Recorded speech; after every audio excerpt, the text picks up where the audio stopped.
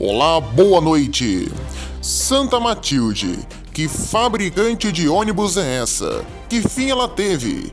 Informação, debate e opinião. O Próxima Parada Documento está no ar.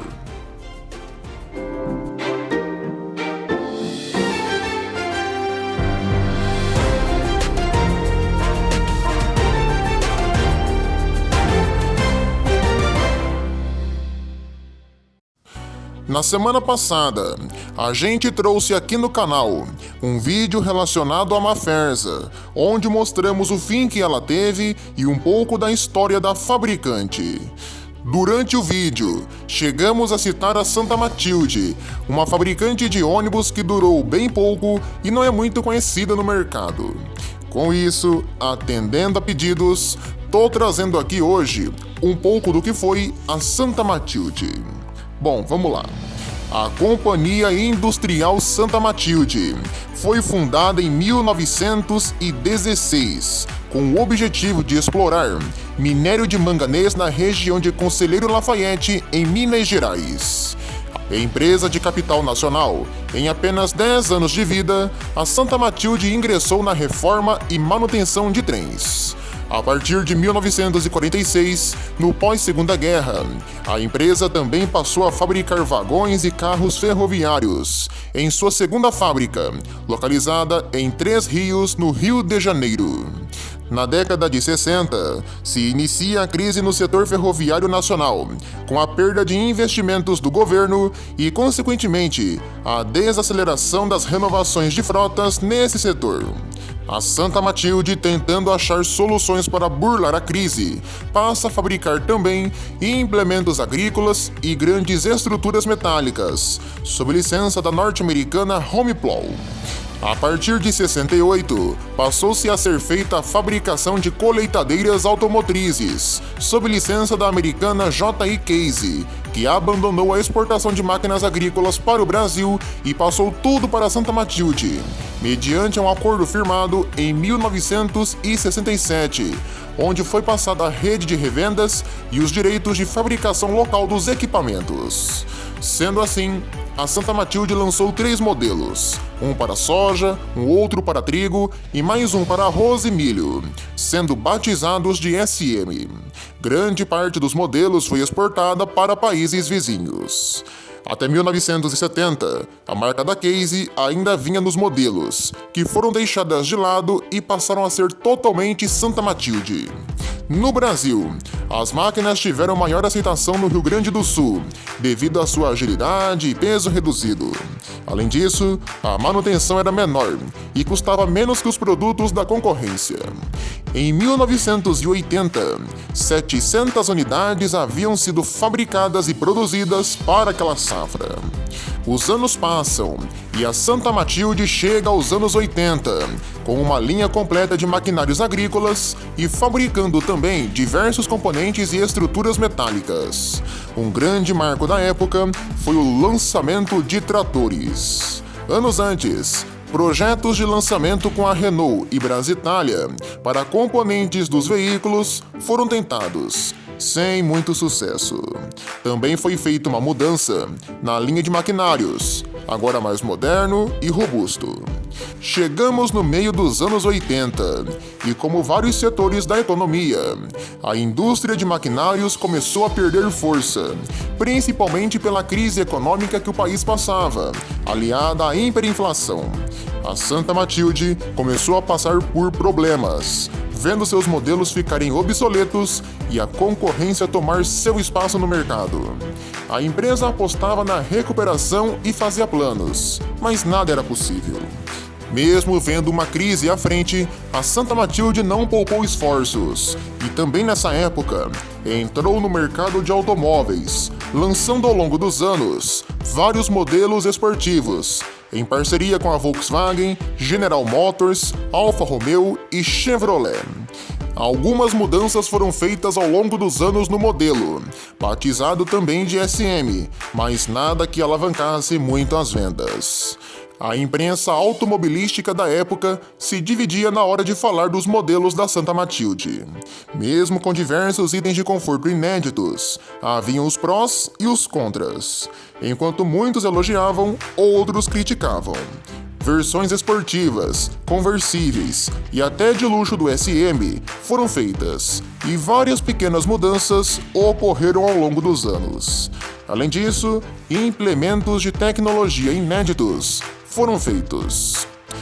Bom, galera, até aqui eu apenas fiz um resumo, e um belo de um resumo, do que foi a Santa Matilde entre os anos 10 e anos 80. Chegamos agora aonde todos queriam, os ônibus. Olha só. Enfim, chegamos em 1984, o ano em que a Santa Matilde, seguindo os passos da Cobrasma e da Mafferza, lança seu primeiro ônibus. Infelizmente, o ano foi marcado pelo fechamento de sua fábrica histórica em Minas Gerais, onde as produções de tratores, carros e ônibus ficou restrita ao Rio de Janeiro. Deu-se assim o início da fabricação dos ônibus urbanos. Os modelos tinham motores da Otto para abastecimento com metano, gás natural e álcool. Olha só que bacana! Isso em 1984, numa época em que praticamente nem se sonhava com ônibus elétrico, GNV e nada disso aqui no Brasil. Olha só como a Santa Matilde já pensava no futuro. Os primeiros modelos da empresa tiveram apoio da EBTU e eram de certa forma modelos do tipo monobloco, com chassi e carroceria feitos pela própria empresa. Já havendo uma parceria com a General Motors no ramo de carros, a Santa Matilde chamou a empresa também para o projeto de ônibus, com a fabricante usando motores da GM. Olha só que bacana. Parcerias com a Renault e também com a Chevrolet para esse segmento foram feitas também, principalmente para o fornecimento de motores e peças.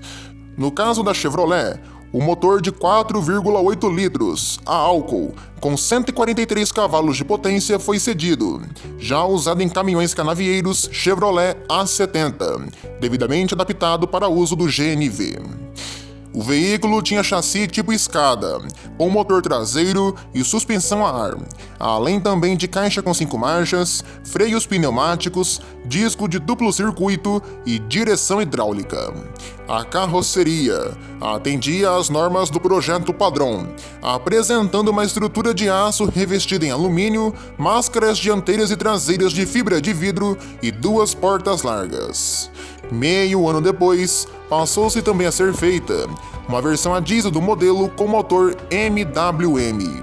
Em paralelo a esse modelo, a Santa Matilde iniciou o projeto de um trólebus, no qual seria utilizado um novo sistema de suspensão pneumática a ser fabricada pela própria empresa com licença da OAF. Contudo, o projeto foi abortado e extinto. Já em 1985, ao vencer uma licitação da CTC, Companhia de Transportes Coletivos do Estado do Rio de Janeiro, a Santa Matilde se rendeu à fabricação de carrocerias convencionais e de motor dianteiro, deixando de lado itens de série e segurança dos modelos padrões. Chassis de terceiros, como Mercedes-Benz e Scania, passaram a ser aceitos pela fabricante. A aventura da empresa no setor, porém, foi em vão e teve vida curta. O desinteresse da maioria esmagadora dos empresários pelos ônibus padrões a gás, aliado a problemas do produto, deficiências primárias, tais como o peso excessivo do ônibus e baixa potência do motor Otto escolhido, retiraram a Santa Matilde do mercado de coletivos em 1986. Mesmo com o fracasso no ramo de ônibus, o setor de carros ainda vinha em alta. Modelos como Opala e Santana eram usados como base do SM. Quase chegando aos anos 90, a Santa Matilde já dava sinais de cansaço e de que não iria muito longe. As incontáveis crises no setor e os problemas internos de ter uma gestão familiar fizeram a Santa Matilde perder cada vez mais clientes. A qualidade irregular do produto, graves defeitos de fabricação, falta de planejamento nas ações, verticalização desordenada, má gestão financeira e administração não profissional fizeram disso o fim da Santa Matilde. Assim, então, começam greves pelos setores da empresa, começando pela parte ferroviária, com a falta de pagamento dos salários e de direitos trabalhistas. Em 1991, a fabricante tentou reativar a fábrica de ônibus em Minas Gerais. Claro, sem sucesso, já que pedia ao governo mineiro para que os empresários da região comprassem os ônibus da empresa. A partir de certo ponto, o Sindicato dos Metalúrgicos de Três Rios, no Rio de Janeiro, por decisão judicial, passou a administrar a gestão da empresa, situação que perdurou até 2000, quando a gestão foi devolvida aos antigos donos. 2 anos antes, em 98, o imbróglio jurídico envolvendo a empresa causou uma enorme confusão, já que as instalações estavam arrendadas para terceiros. Felizmente, isso se resolveu. Assim, portanto, os anos 90 e 2000 foram de demissões e tristezas na Santa Matilde. Aos poucos, as divisões de maquinários agrícolas e vagões ferroviários foram encerradas. O setor de carros ainda sobreviveu até o último dia da empresa, com poucos exemplares sendo fabricados e sofrendo algumas leves e irrisórias mudanças nesses últimos anos, com as vendas lá embaixo. O ponto final da Santa Matilde ocorreu em 2005, quando a empresa teve falência decretada com 89 anos de história. Bom, o que eu tenho a dizer sobre a Santa Matilde? Ela deveria ter sido menos indecisa e focar mais em uma só coisa. Fabricou um monte de coisa e se perdeu no meio do caminho. Deu no que deu. Acabou. No ramo de ônibus, o modelo padrão era até que bacana, parecia ser bom, mas tinha um motor mais fraco que de mobilete. Se apostasse uma corrida, até uma lambreta ganhava. Era uma lerdeza, o ônibus se arrastava no chão. Por isso, não fez muito sucesso. Além disso, quiseram trazer uma coisa que só veio começar a vingar no Brasil em 2023, que é os ônibus movidos a gás, álcool e metano. Talvez, lá naquela época, se eles tivessem deixado de lado o gás e focado os esforços em um modelo a diesel, talvez o modelo teria feito mais sucesso. Outra coisa também foi querer fazer um monobloco. Era muito mais fácil fazer uma carroceria para ser encarroçada por terceiros, tipo Mercedes e Scania. Bom, num contexto geral, a empresa acabou mais por má gestão financeira e técnica do que problemas do governo e externos, que tiveram sim sua contribuição, mas que nem chega perto dos problemas de gestão da companhia. É isso, mais uma fabricante genuinamente brasileira que ficou pelo caminho. Se estivesse viva, a Santa Matilde teria 107 anos. Acabou, né? Infelizmente. Assim encerramos mais esta edição do Próxima Parada Documento, agradecendo sua companhia e audiência. A gente volta amanhã aqui no canal com mais vídeos para vocês. Boa noite para você e até lá!